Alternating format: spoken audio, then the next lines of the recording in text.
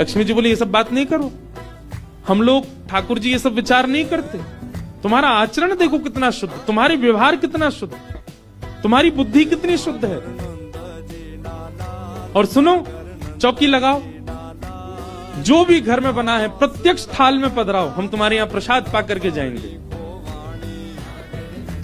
पूरा घर भाव विवल हो गया, सबके नेत्रों में आंसू, साक्षात लक्ष्मी जी आई हैं, सबने पवाया।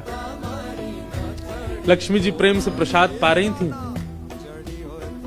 तभी जगन्नाथ जी के बगल में ही विराजती हैं सुभद्रा जी, सुभद्रा जी के बगल में विराजते हैं श्री बलराम जी।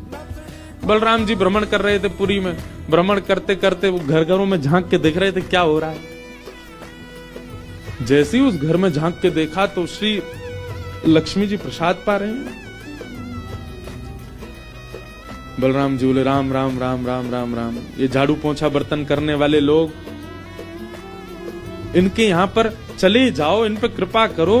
पर भैया इनके यहाँ तो भक्ष भी बनता होगा, मांस भी बनता होगा, और ये लक्ष्मी जी यहाँ बैठ करके प्रसाद पा रही, हमारी घर की बेटी, हमारी घर की बहू, बिल्कुल आचार विचार की शुद्धि नहीं रखी। नाक फूल गई,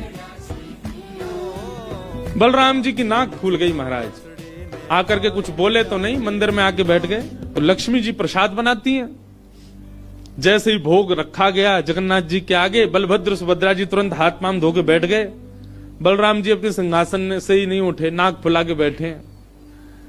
जगन्नाथ जी बोले भैया आ जाओ, भोग आए गयो, हमें नहीं पाना, तुम लोग पाओ।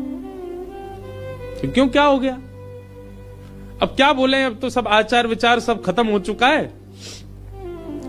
परमात्मा होते हुए भी हमारे यहां आचार विचार नहीं चल रहा है, तो फिर इंसान क्या आचार विचार का पालन करेगा? जगन्नाथ जी बोले भाई कोई बात पे बुरा मान गए जे, तो इनसे बात करें। जगन्नाथ जी गए, भैया कहा भयो, आप इतने उदास क्यों, इतने नाराज क्यों? सब बात बताई बलराम जी ने। बोले लक्ष्मी जी आज सुबह सुबह एक ऐसे के घर में गई और वहां जाके प्रसाद पा रही थी, बिल्कुल विचार नहीं किया, कहां शुद्धता कहां अपवित्रता। हम तो इनके हाथ का बना भोजन नहीं करेंगे। अब जगन्नाथ जी बड़ी दुविधा में पड़ गए।